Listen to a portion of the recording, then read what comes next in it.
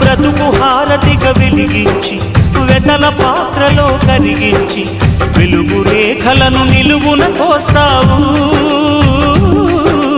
విలువ చీకటిగా మిగిలించేస్తావు.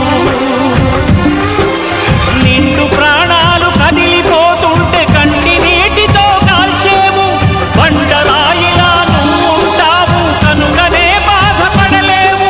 ఈ మాయలన్నీ నీకే తెలుసని మనిషిని పట్టుకు వేధిస్తావు. గుండెనెందుకిచ్చావురా